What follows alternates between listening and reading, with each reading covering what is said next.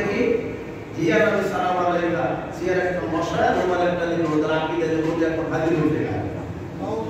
মোহাম্মদ এখন কি হয়েছে হাজির নাজির ওরা বিশ্বাসী হ্যাঁ আরো হচ্ছে আচ্ছা রাসূল সাল্লাল্লাহু আলাইহি ওয়াসাল্লামের তরিকা মানছি আমি মিলাদ করি আমি কিয়াম করি আমি মানুষ মারা গেল পিতামাতা মারা গেছে 40 খাওয়ার ব্যবস্থা করে দিলাম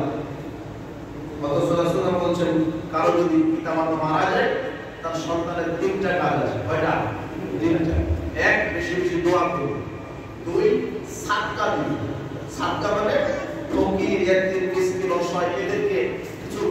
টাকা দিবে সাদকা দিবে এতিমখানায় মাদ্রাসায় দান করে দিবে মসজিদ হয়ে গেছে মসজিদে ওযুখানা করে দিবে ফ্যান কিনে দিবে এসির ব্যবস্থা করে দিবে মৃত পিতামাতার নাম তাহলে এই নেকিটা মৃত পিতামাতার কবরে অটোমেটিক্যালি এই নেকিটা পেয়ে যাবে এই কাজটা করবে এগুলো সাদকা কিন্তু বাপ মারা গেছে 40 খাওয়াই দিলেন অনেকে গল্প করে বলে যে এবারে আমার আব্বার কি খাওয়াইছি 40 খাওয়াইছি 10,000 লোককে দাওয়াত দিয়েছিল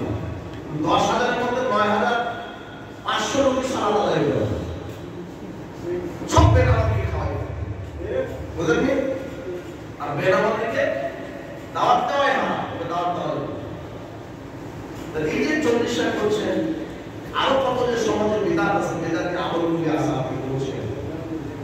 তাহলে আলো আলোকের অনুষ্ঠান হয় কোথায় জানি শাবান মাসে নাকি এগুলি রাসূলকে আমরা মানবো তার সুন্নাহ